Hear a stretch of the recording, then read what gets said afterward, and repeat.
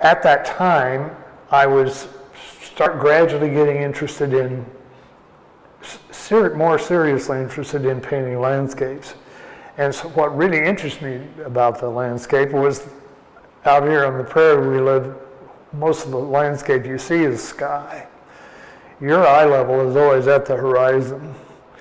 A lot of people haven't quite recognized that, but that's always true. If you squat down on the ground, the horizon comes down there. If you go up in an airplane, the horizon goes up there.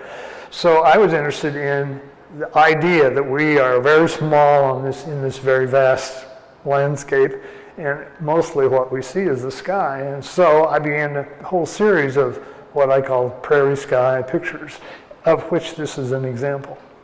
And I would come each night out to Parkland around dinner time or 6, 7 o'clock in the summer evening, hoping that this night would be a great night for sunsets or something dramatic in the sky. And so, if you look at that picture, you also see a lot of little details, namely the lights that are all over our campus.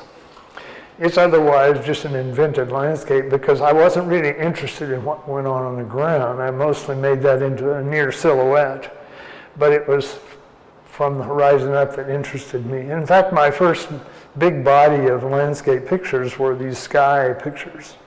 So I've always been a prairie dweller. I grew up in south central Kansas, and then I moved to Illinois. So the prairie and the big sky and the flat farmlands is kind of my experience.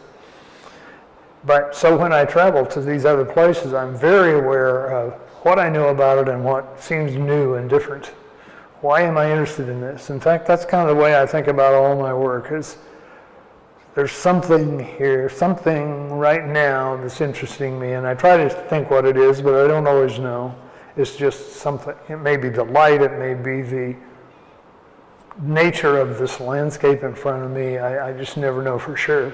So I take pictures and I try to make notes and mental notes, and sometimes, most times, those don't come to anything. A painting never happens, but sometimes there's a kind of continuing nag that makes me think I need to pursue this. And so it's often because of things like this place. This place is a dry place where things grow. I get the idea these juniper trees are 1,000 years old. How could it grow there? It looks like an impossible thing. So there's the survival of the fittest quality about some landscapes, in particular those Southwest landscapes, that really interest me. And I really like the nature of the plant life, the vegetation out there, not at all like we would see here in this lush farmland of central Illinois.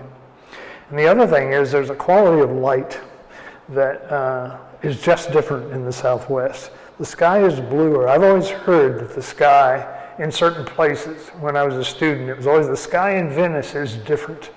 And that's why all the painters went there. Well, there's some truth to that. But I've also heard that the sky in New Mexico and Arizona and the Southwest is bluer.